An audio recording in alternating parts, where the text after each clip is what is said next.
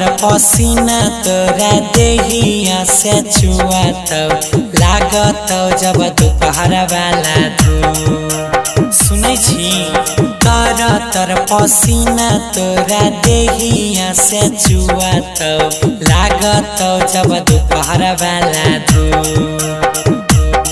हेगे गरमी में डरमी powder use करगे छौरी खिलत रहतो हरदम तोहर रूप।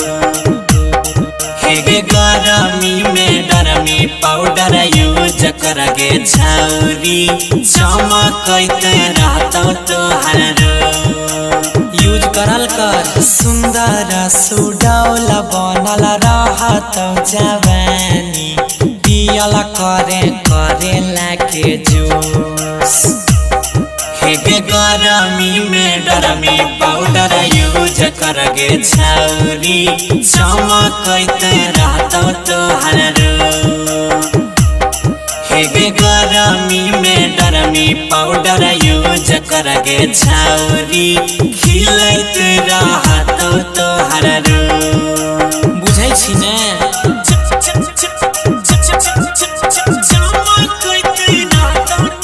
शांति रिकॉर्डिंग स्टूडियो राजा जनमानसी।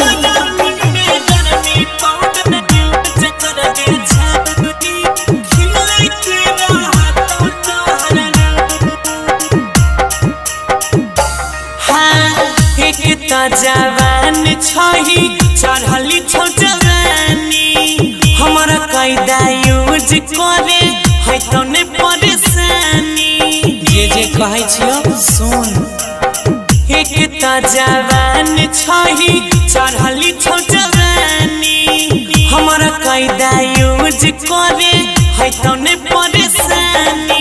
छौ गदराइल यौवन तोहरा गोरे गोरे गलिया धन छौ तोहरा बरी गेयनु गे। छौ गदराइल यौवन तोहरा गोरे गोरे गलिया धन छौ तोहरा बरी गेयनु।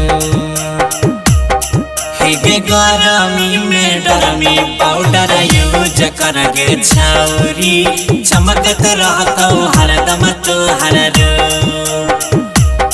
हेगे गरमी में डरमी पाउडर यूज करगे छौरी खिलत रहतो तोहर रूप। मान ले बात हमर।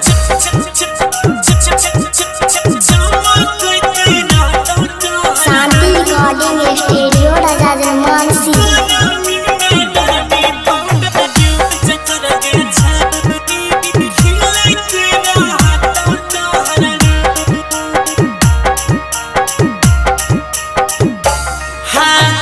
जेठ के दुपहरी अइलै लेके चले दुपट्टा मुहवा हरदम झाँप के रही है लागत नहीं घाटा कभी नहीं उघारिए।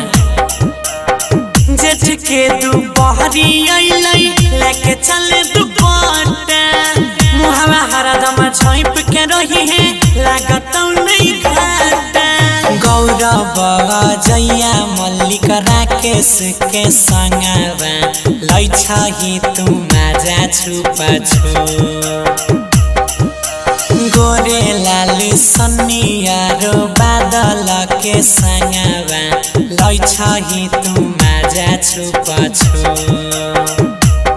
हेगे गरमी में डरमी पाउडर यूज करगे छौरी चमकत रहतो हरदम तोहर रूप।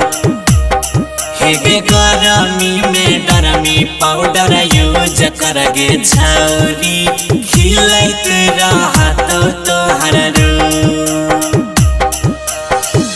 गोर छही करिया नहीं होवे। Recording by Ajay star Bihar.